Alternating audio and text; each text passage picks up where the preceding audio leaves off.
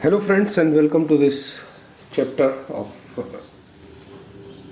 interviewing skills. Today, we will talk about one more important question number 7, that is, what is your greatest weakness? So, apart from strength, as last chapter we have seen, handling weakness is much more trickier, and if not handled properly it will have a negative impact on the interviewer may ask you indirectly also what areas are your weakest, what are the areas where you need to improve your skills, are there any areas where you need to develop your skill further, and what would your boss say is the area where you need improvement. So these are the type of questions that can be asked and in a different way, but the most direct would be what is your greatest weakness. That would be the most direct question if anyone can ask. Now, why interviewer would be interested in knowing your weaknesses? The interviewer is trying to explore three things: whether you are self-aware, whether you are honest, and whether you seek improvement. So if you see, these are the three areas of his focus. And this is the question where many interviewees somehow think it is permissible to lie. Yet an experienced interviewer can nail someone in their lie pretty quickly. So most of the books you must have referred, right, where say that you portray your strength as a weakness and then come up with answer such as, I work too much, I just work and work and work and don't know when to stop. To be very honest, if you answer me when I ask you like this, right, and if you give me this answer, my next question would be, so you think working too much is a weakness? So you want to be working less? So in any case, the only thing you should remember is that be honest and give some genuine weaknesses, right?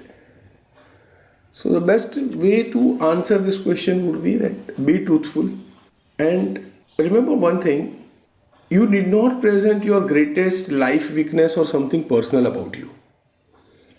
Keep the interview focused on your education and experience only, right? And always choose a right weakness or the weakness which really exists, and choose that weakness which you are currently or actively working on to change and improve.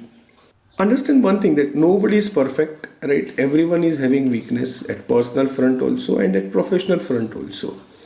So if we see these weaknesses, you should always give the professional weaknesses, and most important thing is that how you are working on improvement. Maybe you can come up with few things and say that there was a particular area in which I was very weak and I had no exposure.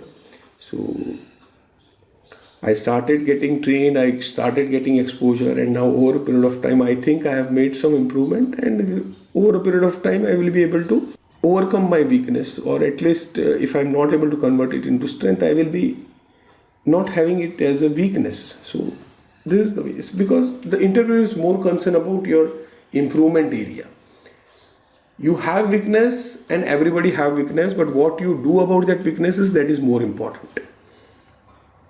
Right? So, for example, say you are an experienced candidate, how you can put it, right? So you can say that I had a problem in past with taking too much work and then not delivering a quality and timely product because I was stressed too thin in too many areas. So I know it's a weakness because it reflects negatively on my end deliverables. So I always wanted to deliver quality product and deliver quality in everything I do, but I have not been able to always do it because of the multiple priorities that stake up. So part of the difficulty is that work was coming from outside groups, and my boss did not have visibility into the request being made. So I developed a project prioritization spreadsheet, and that I would review with my boss whenever a new request came in for additional work. So my boss would review and approve moving projects up and down in the priority based on the request. That way, it allowed me to focus on completing tasks which are most important to my boss with highest quality, while moving the less important projects off to the side until time is available for completion. So you can see here how the improvement was brought into, and slowly and gradually once the work is in progress, and you will improve. So now if you are a fresh or entry level person, then you can start with the similar lines, but the only intention is that always remember that being a fresher or being an entry level, be positive and be open to feedback. So similarly, the projects which you had delivered during your graduation or engineering or management or whatever, so you can say that you had multiple projects and the schedule was not time, and then you took up challenge in improving, and then slowly and gradually you are improving upon it. So now if you see that how you should not answer this question, this is more important, right? So there are many people I have seen who says that my greatest weakness is that I am workaholic.